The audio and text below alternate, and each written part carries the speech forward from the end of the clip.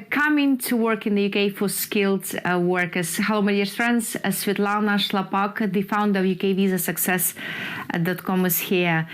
Today, I've created another video explaining the elements of the UK's new points immigration system. Today, I'm going to concentrate on the skilled workers. I'm going to explain how many points they need to score in order to succeed in the applications, which points are absolutely mandatory and which points are tradable. I'm going to explain what the going rate means. I'm also going to talk about the minimum thresholds for the salaries and who is exempt from meeting this minimum threshold. So let us begin. Guys, and so that you know, this video is a part of the UK's new points-based immigration system video series. If when watching a video or reading an article which I publish on a weekly basis at UKVisaSuccess.com, you are at the point where you would like to know more information, you're very welcome to go to UKVisaSuccess.com/new PBS, where PBS stands for points-based system, and request this information. It is completely free and the information will be with you within the next 60 seconds. In this video series, we'll cover a number of topics. We'll talk about work, study and visits related immigration routes, which are all part of the UK's new points-based immigration system. We'll talk about skilled workers, health and care sector visas, as well as Appendix W categories, including a global talent, startup and innovator categories. We'll also cover the UK's immigration routes, which were created for students. We'll talk about the existing Tier 4 route and the newly created, or rather the old and forgotten graduate route, which will allow students to remain in the UK after their studies in order to work in the UK. And finally, in this video series, we'll have a number of videos dedicated to other routes which are not part of the new UK's points-based immigration system, but do allow migrants to work in the UK. After 11 p.m. on 31st of December 2020, all EU and non-EU citizens who wish to come to the UK to work will need to meet specific requirements of the UK's new points-based immigration system. Unlike the old points-based immigration system, the new one does not limit the number of migrants wishing to enter the UK. The Home Office states that the general threshold is a measure of the economic contribution an applicant will make to the UK. The Home Office will have a sort of mix and match buffet. They will be offering a menu, if you wish, of requirements for which migrants can score points. The UKVI will grant visa applications if the workers reach a minimum number of points necessary for a particular category. Applicants can mix and match certain requirements. Well, in legal terms, they are called tradable points. However, there will be specific requirements which will be untradable. In other words, anyone who applies will need to meet this mandatory criteria. So let us talk a little bit more about this mandatory criteria for skilled workers. Every skilled worker who wants to work in the UK will need to, in addition to passing the relevant UK criminality checks, of course, they will need to have a job offer from a licensed sponsor. So there will be a list as it is now, which is published by the Home Office, where they say whether or not the employer, the UK employer, is a licensed one. So they will need to get this license from the UK.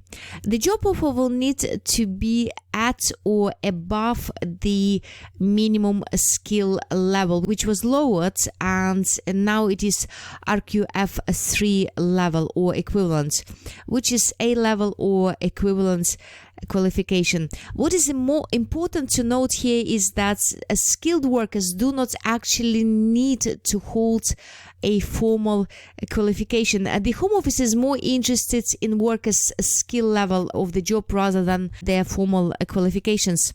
Also, all candidates will need to speak English at the appropriate level. The lowest entry level is B1. So here's the summary of all non-tradable points for you. So all applicants wishing to enter the UK under the new UK's points-based immigration system will need to score 50 mandatory points. 20 will be given for an appropriate job offer by an approved licensed sponsor. Secondly, this job will need to be at the appropriate skill level. They will be given 20 points for that. That will be English language requirement skill, which is the same as it is now. That will be 10 points, and it should be at least at the level B1, which is an intermediate level. In addition to scoring 50 mandatory points, all applicants will also need to score additional 20 points. These ones are going to be tradable ones.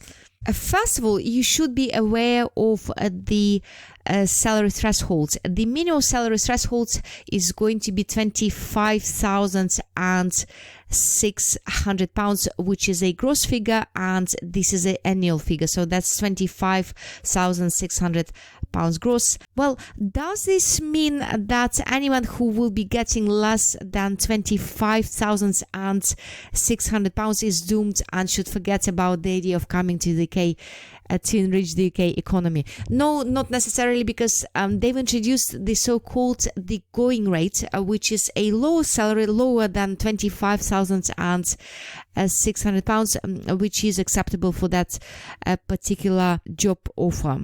And also, we should not forget that the salary requirement is a tradable one. It means that the person can score more points from other requirements. For example, this can happen where the person's job offer is in a specific shortage of occupation. Alternatively, a skilled worker can score more points by having, for example, a PhD qualification, which is relevant for the job offer. And very important to note for the students here that the Home Office will take a more flexible and general approach with new entrants, those who are at the very beginning of their career. The salary requirements in these circumstances will be lowered by 30%. However, the sponsors cannot go lower than £20,480 per year, which is a gross amount. Then there are special, more flexible rules for new entrants. New entrants are skilled workers who either are switching from the students or graduate routes to the skilled worker routes, or those who are under the age of 26 at the date of the application, or if they are working towards recognized professional qualifications or moving directly into a postdoctoral position. The discount to the going rate for the new entrants will be 30%. However, in any event, it cannot be lower than £20,480. Also, the sponsors should always keep an eye on their obligations under the national living wage. They should not pay less than the minimum wage limit. Now, let us talk about the going rate, which is really important to understand in the context of a points-based system. According to the Home Office, the going rates are based on the 25th percentile of earnings in the UK. They take this data from the annual survey of hours and earnings. A percentile is a measure used in statistics indicating the value below which a given percentage of observation in the group of observations fall. For example, the 25th percentiles is the value below which 25% of the observations can be found. Equivalently, 75% of the observations are found above the 25th percentile.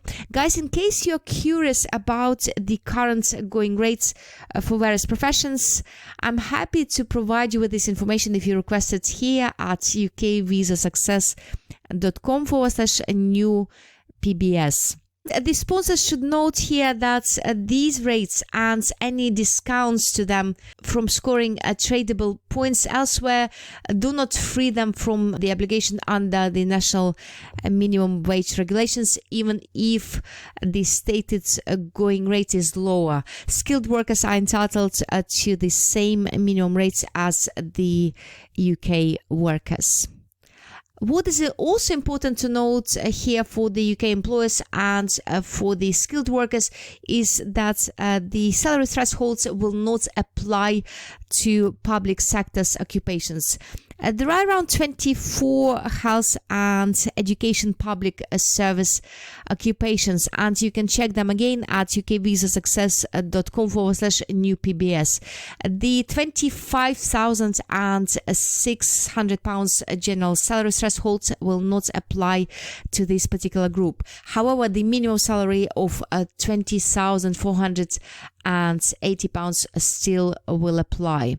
In other words, if the job offer is on the health and education public service occupations list, but you will be getting at least £20,480, the Home Office will grant your application, provided, of course, you still meet all other necessary requirements. However, the sponsors again should be offering salaries at the level of the national pay scales for these occupations. There is only one temporary exception to the minimum salary floor for nurses and midwives who can get paid a lower salary for up to the first 8 months in the UK before they achieve their full UK registration as a nurse or midwife. After 8 months, the sponsors will need to pay the nurse or a midwife according to the national pay scales for a newly registered nurse or midwife. Now, let me give you a summary of all tradable points. As you can see from this table here, you can score 10 points if you have a PhD in a subject relevant to the jobs. The sponsors will be expected to explain how the applicant's PhD is relevant to the job offer. Also, if we have a salary of at least £23,040, or it is at least 90% of the going rate, then the person will score 10 points. If the job offer is in a shortage occupation list, then that will be 20 points. If the salary is at least £20,480 and it is in the health and education service, or it can be even lower for the first 8 months for nurses and midwives, and then that's 20 points. Or if we have a salary of at least £25,600, or at least the going rate for the particular profession, provided it is, of course, not lower than £20,480, that will be 20 points again. Also, if someone has got a PhD in a STEM subject, which is relevant for the job. STEM stands for science, technology, engineer, and maths. And also if we have the applicant who is a new entrant to the labor market. And also, I wanted to mention a few words about future in-country applications. There will be certain circumstances where skilled workers will need to make their new applications when they're already in the UK. And these circumstances may include, for example, change of employer or change of job, or if they want to make the extension. Well, in these circumstances, they can absolutely make their applications, provided they still meet the requirements. And the final point to mention in this video is, and this is going to be for the benefit of Tier 2 general migrants, this route, as you probably know already, will be closed soon. All existing Tier 2 general migrants wishing to extend their stay in the UK will need to make their fresh applications, their extension applications under the new skilled worker route using the new points-based system.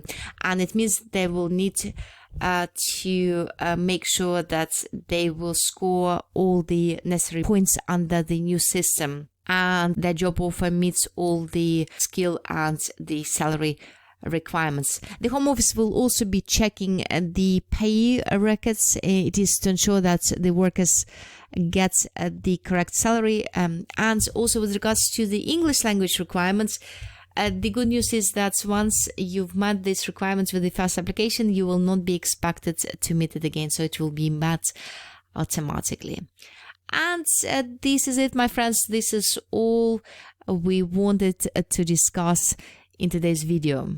I would like to invite you to visit this page, ukvisasuccess.com/more, where you'll find plenty of free immigration resources explaining various immigration rules. And I also invite you to subscribe to a new, very, very succinct and short newsletter where I'll be updating you on various changes in the world of UK immigration law, and also I will be sending various exclusive invitations to the members of ukvisasuccess.com community. You'll only be able to get these offers if you are subscribed to this newsletter.